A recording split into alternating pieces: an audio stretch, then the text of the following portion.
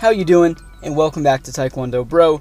Today we're going to do a video about sparring, specifically Taekwondo point sparring, and then mainly the smaller, like more local tournaments that you'll probably find yourself getting into, especially in the beginning, and maybe more routinely, because they're not always going to be like huge tournaments. I mean, there's a bunch of them, but anyways. So I used to do a bunch of these tournaments, and sparring was always my favorite event. And to boil it down as simply as possible, for sparring, you have to know yourself, you have to know the rules of the game, and you have to kind of know your opponent, although you're not always going to be able to do that 100%. So let's get started on the rules, right? And then we'll get into knowing yourself, knowing your opponent. So the rules of the Taekwondo point sparring, specifically the one I went to, so we did a Taekwondo Kwan, and it's kind of like an older style of Taekwondo. And our sparring tournaments were point sparring, and they were no punching to the head, which I never liked that, but whatever. And you would get like 1 point for a body punch or a body kick, and 2 points for a headshot. I mean, sometimes it changed depending on the place, but it was usually close to that. Now, the amount of points it took to win, sometimes it took 7 points to win, so you had to get 7 points. If especially for like the higher belts, they would do like more points. For some of the lower like levels, it would be like 5 points and maybe 3 points for like the youngie, you know, the little dragons, that type of people. So essentially, you want to hit without getting hit. So a lot of the sparring in the beginning, it develops is like you get in the ring. It's not very big, and you kind of sit on the edge of your range. You throw a couple of instincts in the beginning, maybe some jabs. You're trying to get like acquainted with how they're going to react, and then they're gonna blow up on you. They're gonna throw a kick at you, and they're gonna try to get in close, and they'll follow up. You don't have a lot of space to move like around in these rings, so you have to essentially sidestep or block and counter. Like, you can't really back up, because then they'll just throw another kick, and again, not that much space to work with here. Now, it was medium contact, which meant that although we're not supposed to be like throwing bombs and trying to knock out your opponent, you can still hit them pretty hard. So essentially what that meant in practice was, as long as you're not throwing like some seriously heavy blows at somebody, then they're not going to call you.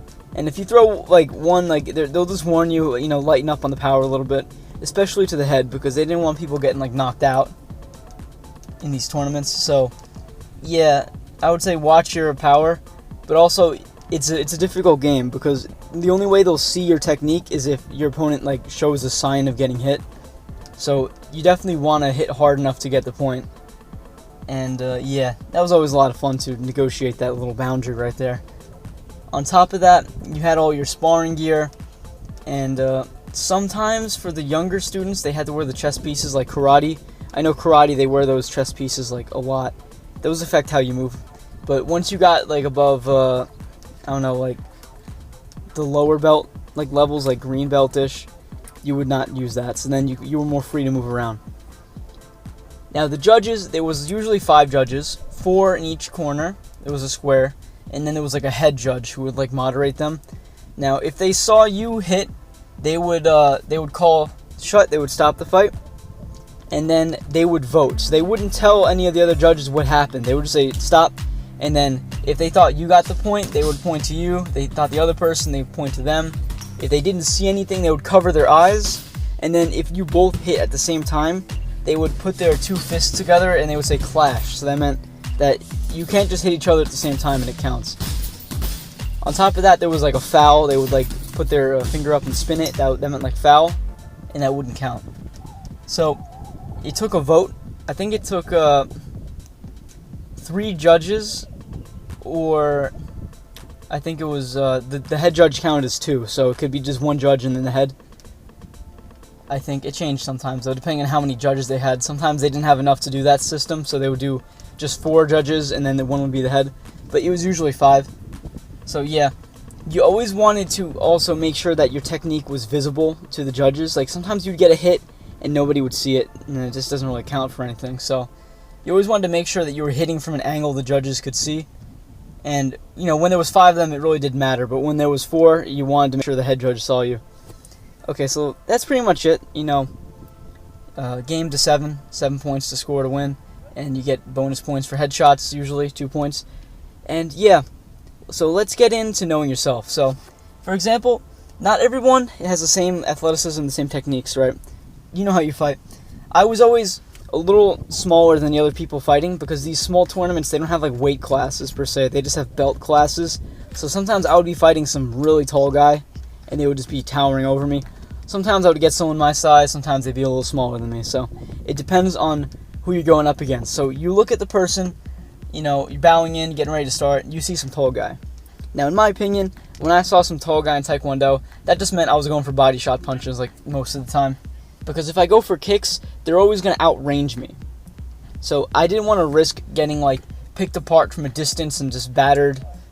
So I always would throw a couple strong kicks and then follow in close and go for some punches. I even used to use the Superman punch a lot in that sparring because it works pretty well. Because the Superman punch, it starts out looking like a front kick and then you just pull that leg back, dash forward, and punch them. Now, if I was fighting someone of the same size as me, well, it gave me an advantage since I was used to fighting like big people most of the time. So in that case, I would just focus on using my footwork to move farther and faster than them, throw some kicks and then follow up, and it was kind of even in that say.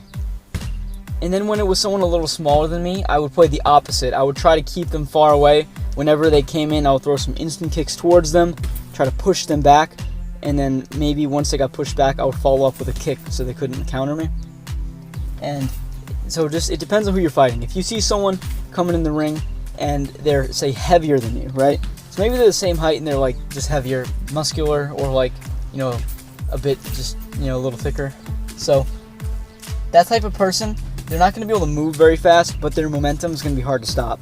So that type of person, I always used to throw a body kick and then follow up to a head kick, because the body kick was mainly to get their guard down, because I knew I'm not going to push them back with the body kick, but if they don't block it, I'm still going to get a point. So I would go for like a fake front roundhouse kick, or maybe like a low-high side kick, starting to the stomach, go up the head. Maybe I would go for a roundhouse kick to the stomach and then the other foot roundhouse kick up to the head. So that was like my main tactic with them. And with those type of people, just never go in the corner. They're not going to let you out. They're going to squish you. Like, not literally, but they'll just hit you. And you can't push them out of the corner, so you're probably going to get hit. Now, when you have a lanky person who's like really tall, but they're not that much heavier than you, that's when the getting up close and punching works the best. Because that type of person, they have the good range, but they don't have that momentum behind them. So they're not going to be able to push you back as far. So now, essentially, you have the momentum advantage because you're smaller and just heavier, and they have the range advantage. So you just gotta have to work with that. And when you had someone, you're the lanky person, you want to keep it fast-paced. You want to be moving around a lot, because somebody who's heavier than you, they're going to be a little slower. So you want to use your speed and you want to use your range to kind of start, strafing around the ring, counterattack, stay on the move. Okay, now, yeah, so I would say if you're preparing for some sparring tournaments, especially the more local ones, and your whole school's going, try to spar as many people as possible. Sometimes you get in the habit of sparring your friends or sparring people your own rank, and that's cool and all, but you don't want to get too used to them, because you don't know who you're going to go up against, and you don't want to be just used to fighting a couple people. So preparing for a tournament, make sure to spar as many people as possible who are like within your area. Obviously don't go like just pound on rookies if you're in the black belt league, but because a couple times, I fought this really tall guy, and he kept, since we came back every year, I kept fighting him like every year I would fight him, and damn, he kept me far away with those kicks. And there was this one sparring round where I kept doing Superman punches on them, and they gave me like 3 of them, but they refused to give me more, and I was upset at that, because I kept doing the same technique and hitting, and the judge was like, okay, show me another technique. And like, I understand that, you want to have a variety of techniques, but if this guy just can't stop my Superman punch, I don't know. Honestly, I thought they should have given me the points and just let me win, but I mean, theoretically, I'm not sure if I would have won even if they would have given me the points, but it was tough. So yeah, spar as many people as possible. Work on trying to avoid techniques and not block them, because although you only get points for the kicks that land on the body and everything, and the punches that land on the body, you don't want to get battered too much, because you have to do usually 5 or 6 rounds. So if you're taking like a lot of damage, and your arms are getting all sore and everything in like round 2, you're not going to make it to the finals. You're not going to win. So you don't want to be taking too much of a battering, but also don't be afraid to block too, because some people, they take it the opposite way, and they're not going to block anything. They're just going to try to back up. And these rings aren't that big, so you can easily end up like backing out of the ring. And I think you can do that 1 time as a warning. I think the second time is like the final warning, and after that you start losing points. So you don't want to lose points or give them to your opponent for free, so definitely don't do that. Again, this type of sparring, I don't like it as much as continuous sparring, because all it takes is like just one little slap of a kick that's hard enough, and then they'll call it. So the combos are kind of application, because you don't want to be in there for too long.